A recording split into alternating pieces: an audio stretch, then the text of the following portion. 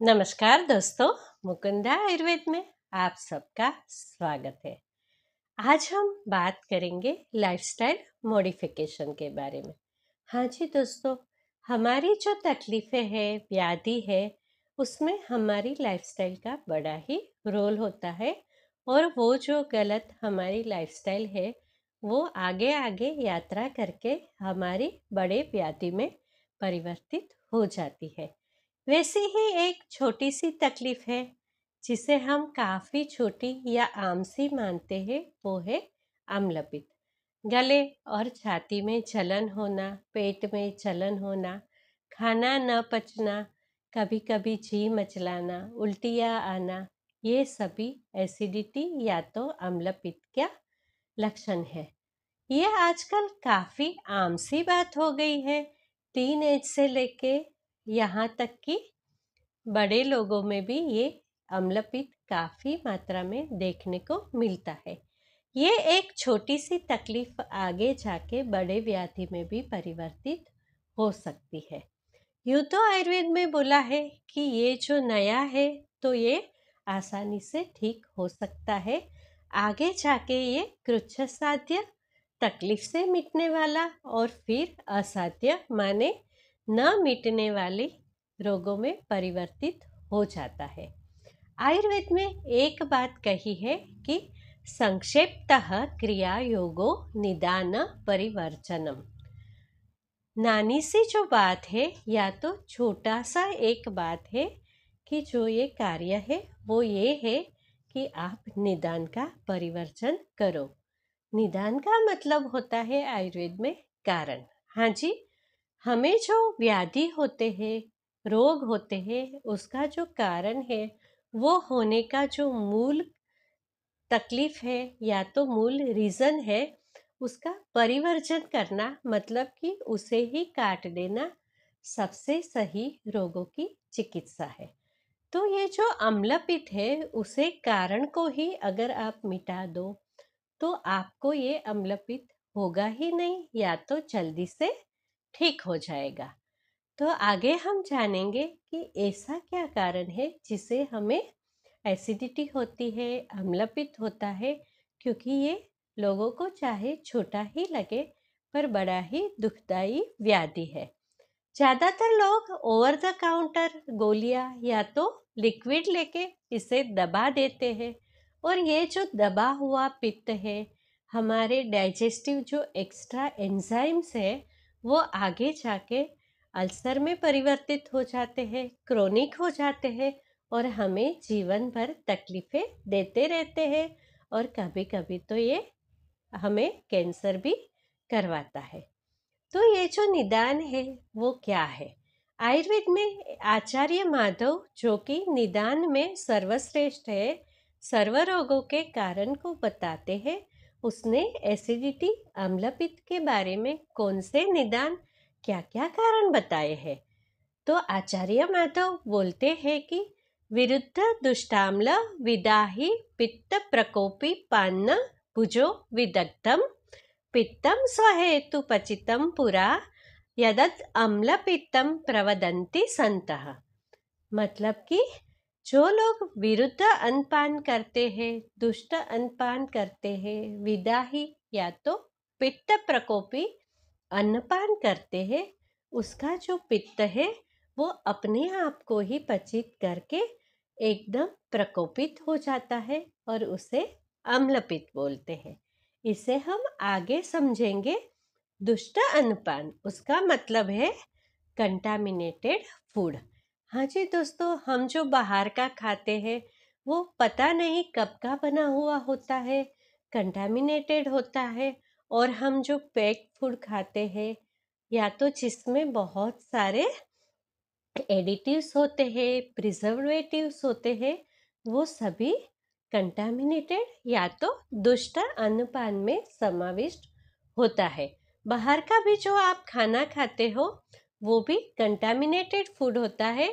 जल्दी से हमें ये पता न चले कि ये बिगड़ गया है, उसके लिए उसमें भारी मात्रा में नमक और तेल डाला जाता है और साथ ही साथ उसमें डाला जाता है भारी मात्रा में गरम मसाला। जो कि उसकी जो अरोमा है वो उसका जो कंटामिनेशन है उसे सप्रेस करके हमें पता नहीं चलने देती है कि ये कंटामिनेटेड फूड है। दूसरा जो इसका रीज़न है वो है दुष्ट अन्नपान। तो दुष्ट अन्नपान को तो हमने देखा अम्ल अन्नपान। तो ये जो खट्टा है वो भोजन है जिसमें भारी मात्रा में खटास है और खट्टे द्रव माने कि लिक्विड। हम जो एरेटेड ड्रिंक पीते हैं, खट्टे से हम लिक्विड पीते हैं, शरबत पीते हैं, ये सभी हमारे पित्त को प्रकोपित करता है। और तीसरा कारण है विदाही अन्न। विदाही का मतलब है दाह या तो जलन पैदा करने का जो सामर्थ्य रखता है वैसा अन्न। तो ये जो है इसे बोलते हैं कोरोसिव फूड। जो भी एसिडिक फूड होता है जिसमें भारी मात्रा में एसिड है या तो जिसका नेचर ही एसिडिक है और ऐसा फूड जिसमें कि एसिडिक द्रव डाले गए हैं जैसे कि विनेगर है या तो कुछ ऐसे एडिटिव्स है और फूड को प्रिजर्व करने के लिए जो भी एसिड डाला जाता है ये सभी कोरोसिव नेचर में होता है।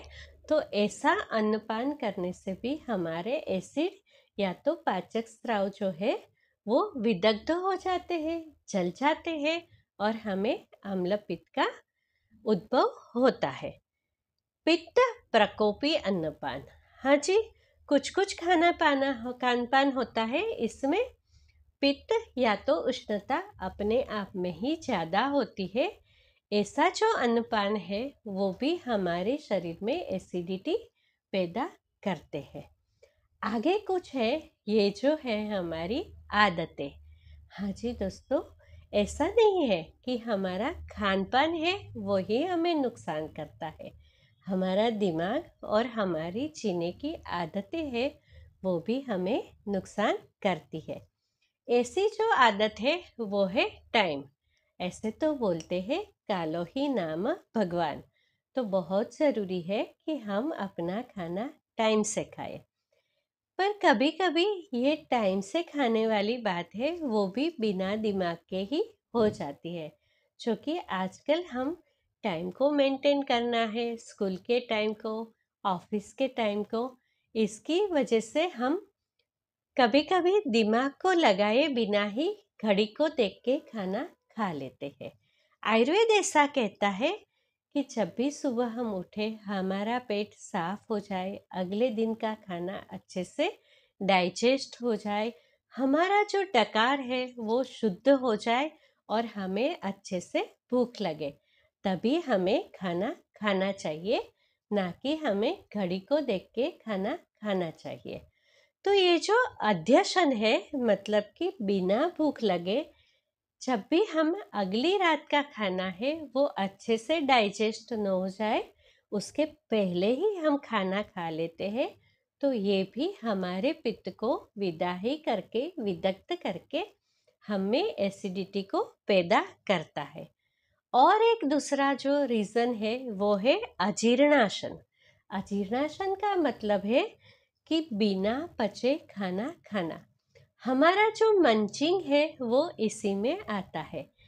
हमने जो खाना खाया उसका डाइजेशन ठीक से होने से पहले ही अगर हमें किसी ने खाना ऑफर कर लिया या तो हमने खाने को देख लिया और हमारा मन खाने को हो गया तो हम खाना खा लेते हैं। कोई कोई लोग है वो खाना को बहुत ज़्यादा अधिक मात्रा में खाता है। ये सभी अध्यशन और अजीर्णाशन में आता है और ये दोनों बात है वो आपको पित्त को प्रकोपित करके आपके शरीर में पित्त को बढ़ाते हैं। ये सारी बातें हैं, इसे याद रखिए, यही अम्ल पित्त के निदान है। आगे जो बात है वो है लंघन या तो उपवास।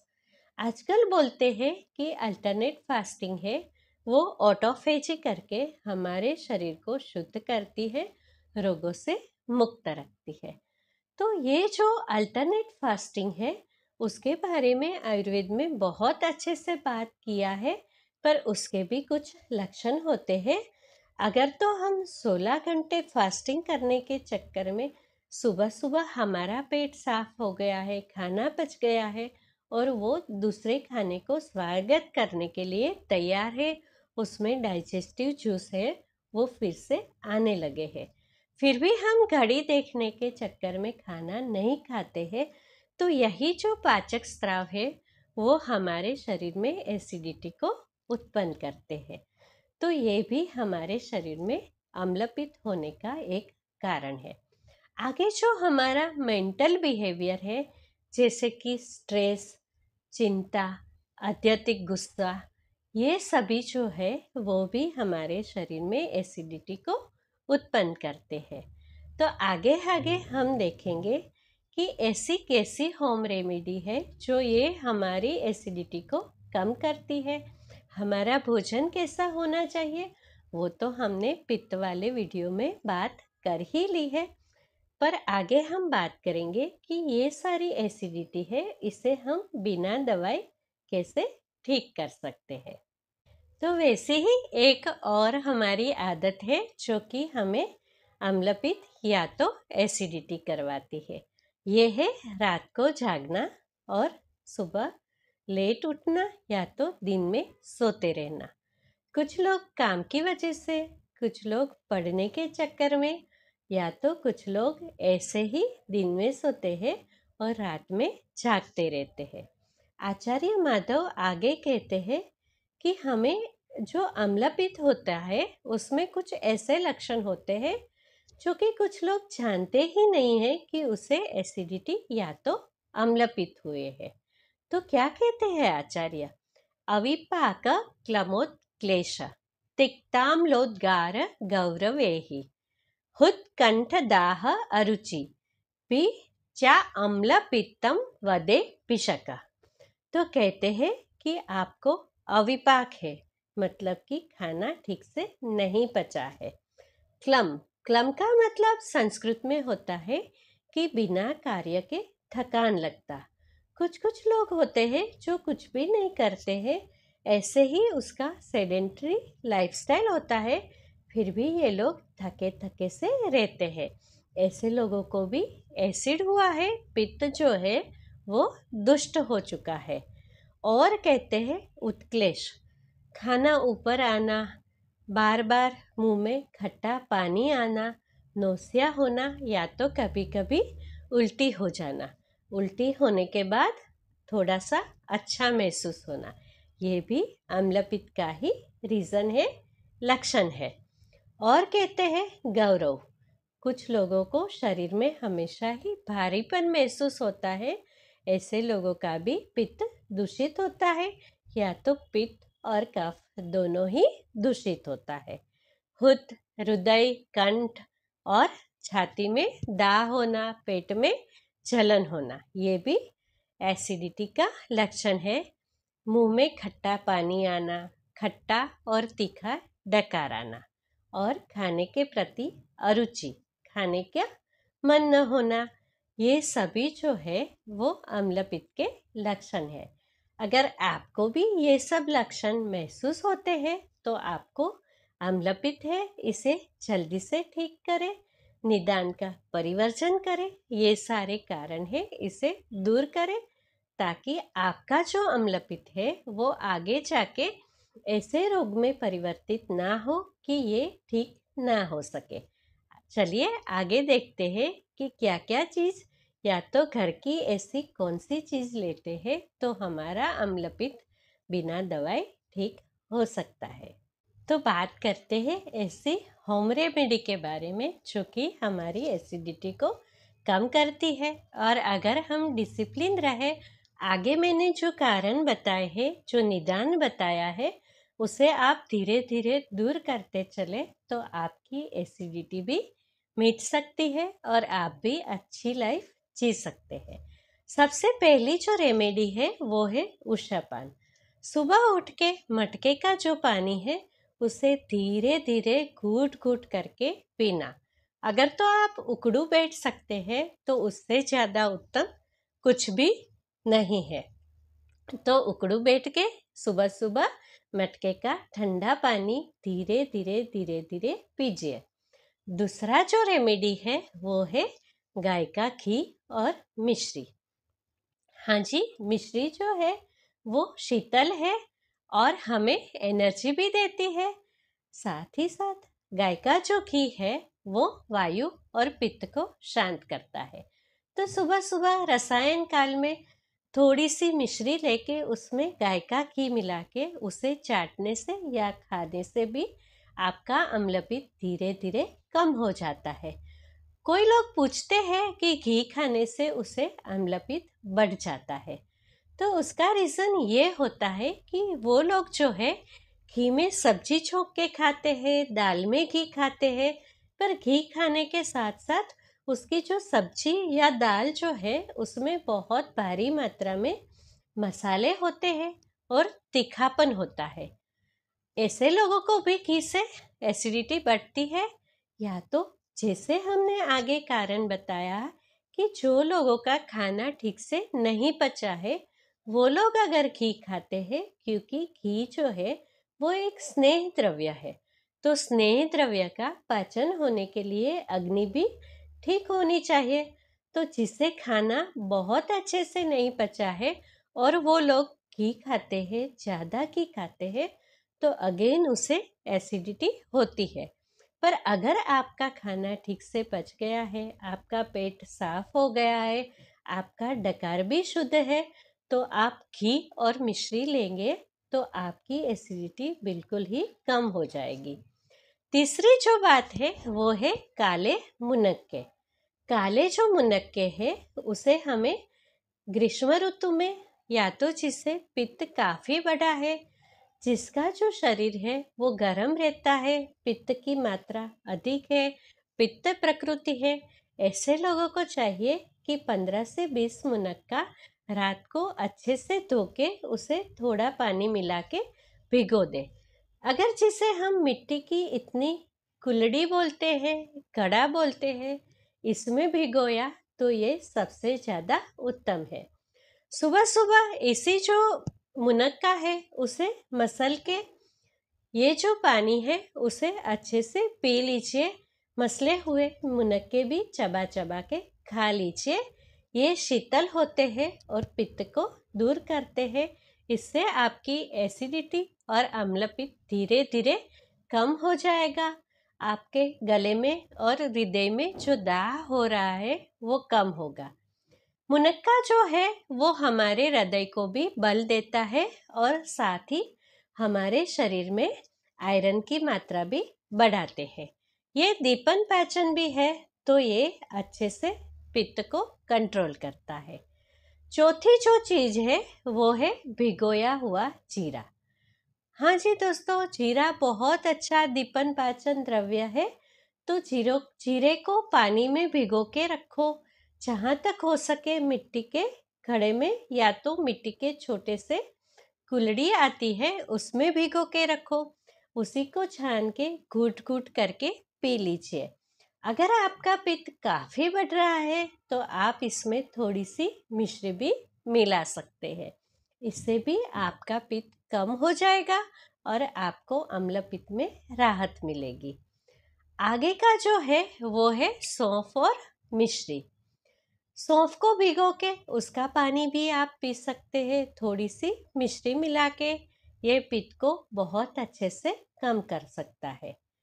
अगर आप ऐसा नहीं करना चाहते हैं तो मिश्री और सौंफ को 1 भाग सौंफ और इसमें 3 भाग मिश्री लीजिए, थोड़ी सी इलायची मिलाइए, इसे पीस के पाउडर बना लीजिए। इसे आप दिन में 2 बार पानी के साथ ले लीजिए, नहीं तो पानी में भिगो के शरबत बना लीजिए। ये भी पित्त को काफ़ी अच्छे से कम करता है। आगे जो है वो है सब्जा और गोंद कतीरा। इसके बारे में मैंने अलग अलग वीडियो बनाया है। दोनों में ही म्यूसिन है, ठंडी प्रकृति के हैं, तो ये भी पित्त को कम करते हैं। ध्यान रखिए, इसको ऐसे ही नहीं लेना है, बहुत सारे पानी में भिगो के किसी शरबत या तो जीरे के पानी में, सौंफ के शरबत में मिला के लेना है। और एक जो है वो है नारिकेल। नारिकेल जिसे कि हम श्रीफल बोलते हैं, कोकोनट बोलते हैं, ये बहुत अच्छा पित्त शामक द्रव्य है। कहते हैं कि समर की गर्मी में या तो जब भी हमें बहुत से पित्त बढ़ता है तो नारियल का हलवा जो है वो बहुत अच्छा हमारे पेट को ठंडक देता है। आयुर्वेद में कहा है कि नारिकेल खंड पाक जो है वो पित्त की या तो अम्ल पित्त की बहुत अच्छी दवाई है। ये एक स्वीट भी है और दवाई भी है। आयुर्वेद हमेशा कड़वी दवाई नहीं पिलाता है। नारिकेल माने कोकोनट, खंड माने की मिश्री। तो नारिकेल खंड पाक जो है जिसमें कि धनिया, बहुत कम मात्रा में काली मिर्च, इलायची ऐसे की द्रव्य रहते हैं, ये जो है वो हमारे शरीर में पित्त को कम करते हैं। आप नारिकेल का हलवा बना के खाइए। नारियल की जो गिरी होती है उसे मिश्री के साथ मिला के चबा चबा के खाइए, आपका पित्त कम हो जाएगा। याद रखिए, इसे शाम के बाद नहीं खाना है, रात को नहीं खाना है, क्योंकि इसमें फाइबर है जो कि डाइजेशन में थोड़ा सा हेवी होता है। सुबह सुबह नारियल का पानी पीने से भी आपकी एसिडिटी कम हो सकती है। अगर हम आयुर्वेदिक दवाई की बात करें जो कि काफ़ी निर्दोष है और आपके शरीर में पित्त को कम करता है, तो ऐसा एक बहुत अच्छा पित्त शामक द्रव्य है जो कि है मुलेठी या तो यष्टि मधु। यष्टि मधु सुबह सुबह लेने से, रसायन काल में लेने से, रसायन काल का मतलब होता है सुबह नवाया या तो बोलते हैं जिसे खाली पेट लेने से आपका पित्त काफ़ी मात्रा में कम हो जाएगा। ये त्रिदोषक शामक भी है तो आपको एसिडिटी में बहुत ज़्यादा फायदा देता है। दूसरा द्रव्य है आमल की रसायन। आंवला शीत है, पित्त को कम करता है और न्यूट्रिशियस भी है। तो आमल की रसायन करके जो पाउडर आता है ये भी पित्त का शमन करता है। शतावरी, हाँ जी, शतावरी भी शीतल है। और अगर आप शतावरी का शीर पाक बनाए, मतलब कि दूध में थोड़ा सा पानी मिलाए, उसमें शतावरी का पाउडर डालें और इसे उबाल के आप ले, तो ये भी बहुत अच्छा पित्त शामक है और ये आपके अम्ल पित्त को कम करता है। और कुछ बात करें तो अगर रस की या तो टेस्ट की बात करें तो जो भी मीठा है, कड़वा है, कसेला है, वो अम्ल पित्त को कम करता है, शरीर में पित्त को कम करता है। उसके अलावा जो खट्टा है, तीखा है और नमकीन है, वो अम्ल पित्त को बढ़ाता है। तो आपको लेना है मीठा, कड़वा और कसेला, और आपको त्याग करना है खट्टा, तीखा और नमकीन। तो जैसे ही आप निदान परिवर्जन करेंगे, कारण को दूर करते जाएंगे, वैसे वैसे आपका अम्ल पित्त कम होता जाएगा। और एक लाइफस्टाइल की बात करें वो है निंद्रा। हाँ जी दोस्तों, आहार, निंद्रा और ब्रह्मचर्य। निंद्रा एक स्तंभ है जो कि हमारे शरीर को टिकाए रखता है। पूर्ति या तो योग्य प्रमाण में और सही मात्रा में स्लीप जो है वो त्रिदोष को शमन करती है और आपकी एसिडिटी को कम करती है। तो टाइम से सोया कीजिए और अच्छे से नींद लीजिए, ये भी आपकी एसिडिटी को काफ़ी कम करती है। सुबह सुबह प्रतिमर्श नस्य कीजिए, नाक में 2-2 बूंद गाय का घी डालिए, ये भी बहुत अच्छे से आपकी एसिडिटी को कम करेगी। कुछ योगा है, प्राणायाम है, ये भी आपके शरीर में गुस्सा, स्ट्रेस, तनाव, इसको दूर करके आपकी नींद को इम्प्रूव करता है, त्रिदोष को बैलेंस करता है और अम्ल पित्त को कम करता है। वैसा ही एक है वज्र आसन। हाँ जी दोस्तों, खाने के बाद 10-10 मिनट अगर तो आप वज्रासन में बैठते हैं तो आपकी एसिडिटी काफ़ी मात्रा में कम हो जाएगी। दूसरा जो आसन है वो है शशांक आसन या तो बालक आसन। सुबह सुबह खाली पेट अगर तो आप बालक आसन या तो शशांक आसन धीरे धीरे 1 मिनट से लेके बढ़ा के 10 मिनट तक करेंगे तो आपका पित्त बिल्कुल ही कम हो जाएगा। आपके पेट में काफ़ी ज़्यादा बल मिलेगा, आपका चेहरा खिल जाएगा। ये तो आपके बालों को भी बढ़ाता है। तो आप ये 2 आसन ज़रूर ज़रूर कीजिए। सुबह सुबह का जो मॉर्निंग वॉक है वो भी पित्त को कम करता है। ठंडी हवाएं भी पित्त को कम करती है। तो सुबह सुबह मॉर्निंग वॉक ज़रूर ज़रूर कीजिए, इससे भी आपकी एसिडिटी काफ़ी कम हो जाएगी।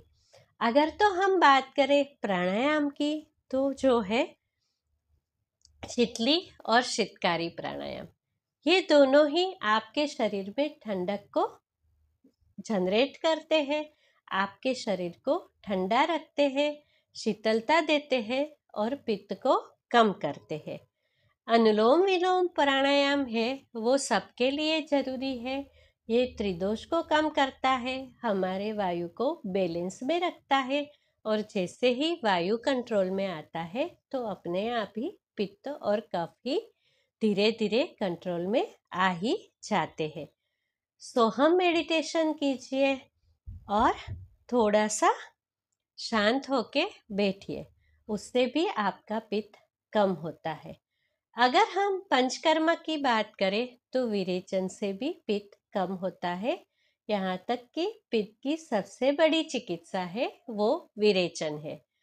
अगर तो आप विरेचन नहीं करवाना चाहते हैं तो हफ्ते में 2 या 3 बार रात को त्रिफला लीजिए हल्के से गुनगुने पानी के साथ। इससे आपका पेट साफ हो जाएगा, आपकी छोटी आंत से सारा मल टॉक्सिन धीरे धीरे निकल जाएगा। ये भी एक मृदु विरेचन है।